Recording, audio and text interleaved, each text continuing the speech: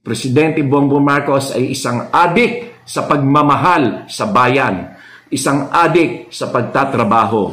Napakaganda ng kanyang pamamahala. Kaya mga kababayan ko, mga kapatid ko, mga kaibigan, mga kapwa Pilipino, tayo ay manalig at umasa sa mas mabuting pamahalaan sa pamamagitan ng pamamahala ni Presidente Bongbong Marcos. Si Presidente Bongbong Marcos ay hindi adik. Nagsalita na ang PDEA na wala sa listahan ng mga suspects ng drug users ang pangalan ni Presidente Bongbong Marcos kahit noon pa man at hanggang ngayon. Hindi adik si Presidente Bongbong Marcos. Napakaganda ng kanyang pamamalakad ng ating pamahalaan. Sa katunayan ay sa kauna-unahang pagkakataon sa loob ng 18 taon ay tumaas ang ating employment rate ng 95.8%. At nagkaroon tayo ng increase ng palay production ng 300,000 metric tons ngayon sa kanyang pamamahala.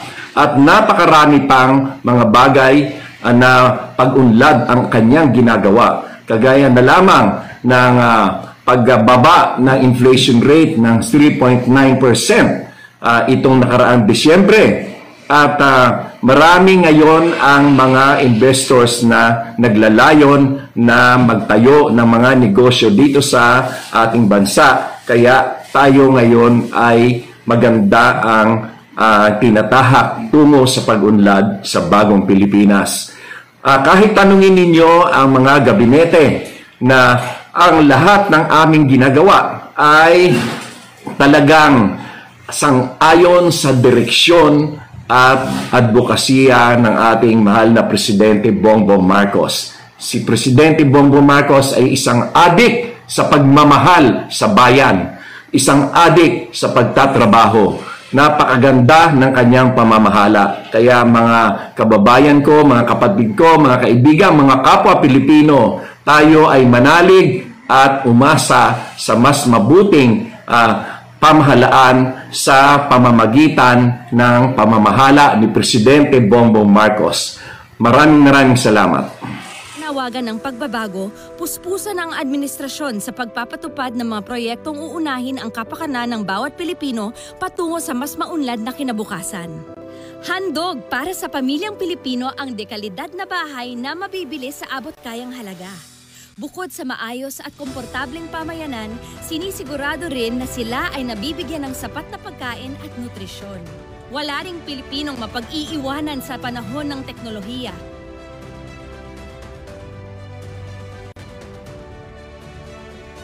Walang humpay din ang pagpapalakas ng ating sandatahang lakas at law enforcement agencies para patuloy na masiguro ang kaligtasan ng bawat mamamayan. Isang aspeto sa pag-unlad ng ekonomiya ang pag-unlad ng agrikultura.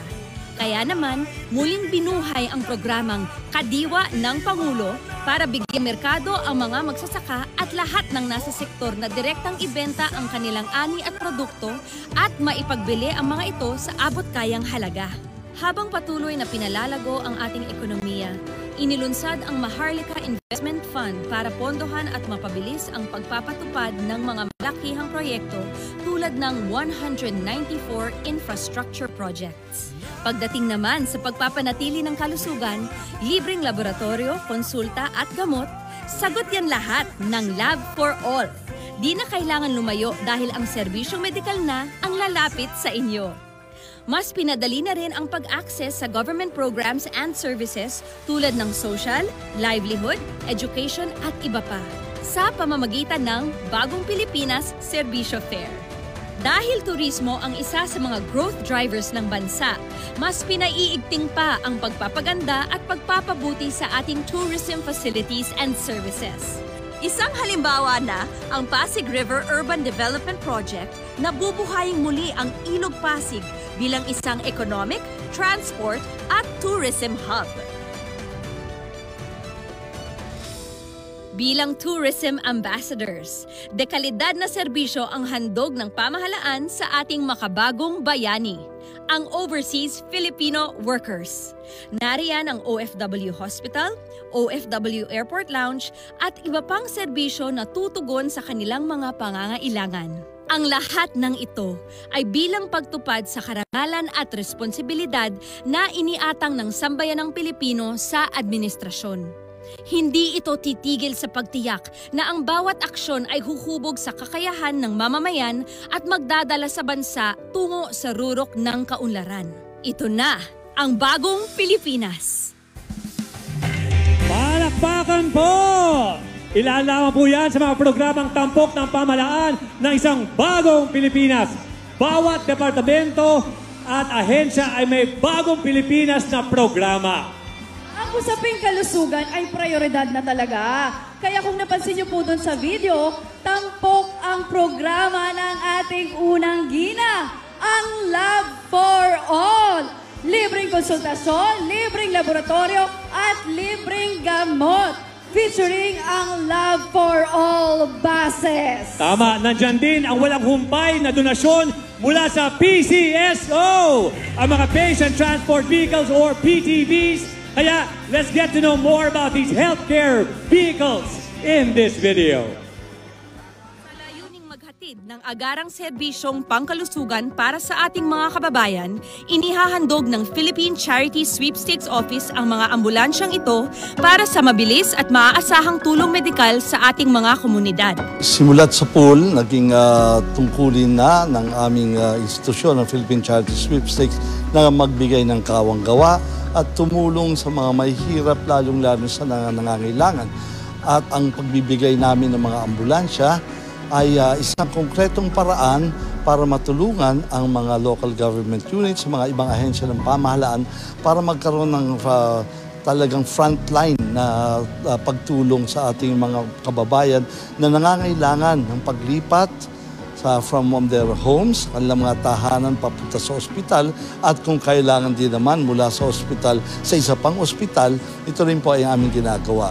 So ito po ay nakaukit na po sa tungkulin ng PCSO ang pag-aaruga sa mga pasyenteng nangangailangan ng tulong. Ito ang bagong Pilipinas para sa amin, ang paglingkuran ng lahat ng mamamayan nang walang itinatangi. Wala po tayong titignan. Ito po ang bagong Pilipinas ay tungkol din sa pagkakaisa. At ito po ang pagkakaisa ng kahit na sino ay dapat makaramdam ng kalinga ng pamahalaan. At yun po ang aming mandato ng PCSO. Ipakita ang pagbabago nito na lahat ay kasali. Lahat po ay kasama sa pag-aruga at pag-unlad. Ito po para sa amin ang bagong Pilipinas. Bukod pa sa mga ambulansya, inilunsad rin ng pamahalaan ang Lab for All buses na tutugon sa pangangailangang medikal ng bawat Pilipino saan man sila naroon. Prioridad ng pamahalaang Marcos ang makapaghatid ng libreng serbisyong medikal sa pamamagitan ng Lab for All, laboratorio, konsulta at gamot para sa lahat. Layunin ng programang ito na makapagbigay ng libreng pagsusuring medikal at konsultasyon sa anumang parte ng bansa na may kasamang libreng gamot. Sa pamamagitan ng mga mobile clinics, maihahatid sa mga kababayan natin ang libreng serbisyong medikal gamit ang pinakabagong teknolohiya gaya ng X-ray machine, ECG machine, ultrasound machine, hematology analyzer, semi-auto chemical analyzer, microscope, clinical centrifuge, microhematocrit centrifuge, at dental equipment. Direktang inilalapit ang primary healthcare services ng pamahalaan sa bawat probinsya sa bansa upang tiyakin ang pagkakaroon ng nararapat na pangangalagang medikal, lalong-lalo na sa mga kababayan nating nakatira sa malalayong probinsya. Mula nang inilunsad ito, ang Lab for All ay nakapaghatid na ng libreng serbisyong medikal sa pamamagitan ng mga medical missions at outreach programs upang matagumpay na mailapit ang mga programang pangkalusugan ng pamahalaan. Ang pagkakaroon ng abot-kayang serbisyong medikal ay isang karapatang pantao na binibigyang halaga ng isang pamahalaang tunay na may malasakit at pagkalinga sa bawat Pilipino. Ito ang bagong Pilipinas. Para sa lahat.